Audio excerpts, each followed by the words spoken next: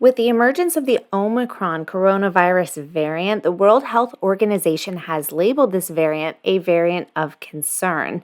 It is expected to take at least 2 weeks before it is determined whether the variant will have the impact that the Delta variant had on transmissibility and case count. While the variant has not been detected in the United States at this time, President Biden has already restricted travel to 8 nations, including among them South Africa, Zimbabwe, Mozambique, Botswana, and several others. The president announced Sunday that he would be giving more details on a winter COVID strategy this Thursday, but he did stress that the strategy focused on widespread testing, vaccinations, and boosters, and not on shutdowns and lockdowns. Next, the Federal Appeals Court has issued a stay on vaccination mandates for prison workers and inmates. A court ruling has again delayed the implementation of a vaccine mandate for prison workers in California's detention centers. The courts will have hearings beginning December 13th ahead of the new March deadline for implementation of the mandate, pending appeals. More than half of the state's 50,000 inmates have had COVID-19, with 242 deaths.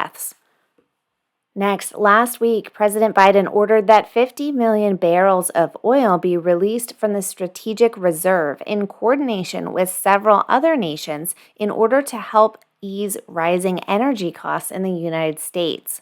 The United States strategic petroleum reserves are stored in Texas and Louisiana and were created in 1975 by President Gerald Ford. Since the SPR's inception, there have only been 3 drawdowns: in 1991 during Operation Desert Storm, again in 2005 after Hurricane Katrina disrupted supply, and in a 2011 release coordinated with the International Energy Agency to combat market volatility due to supply disruptions in Libya and other countries. Critics of the release say it might draw punitive measures from the OPEC in response, such as lowering already insufficient production levels.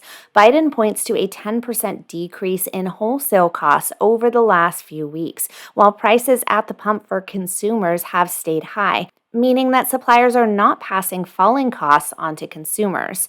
It will likely be several weeks before the release is reflected in consumer prices at the pump. A series of organized retail thefts has brought about renewed task force funding.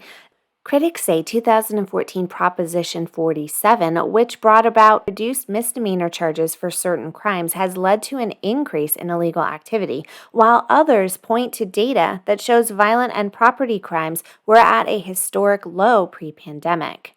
In July, Governor Newsom voted to reestablish the CHP's Organized Retail Crime Task Force in response to rising theft rates.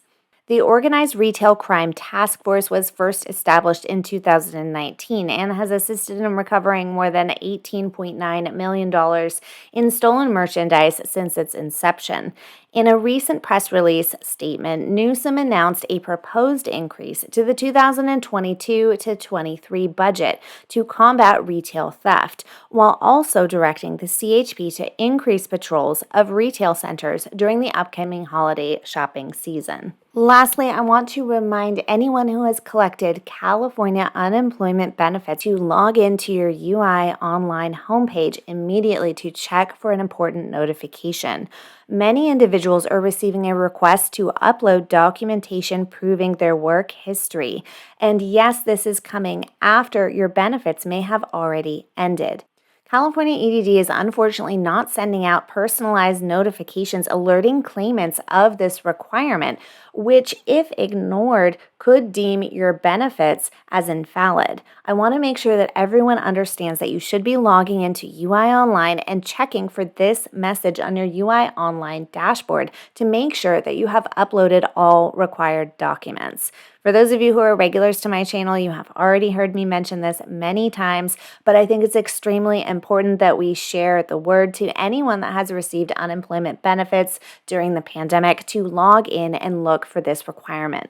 Okay, you guys, I hope that was helpful. For more information on that last EDD upload documents requirement, click the link in the video description down below.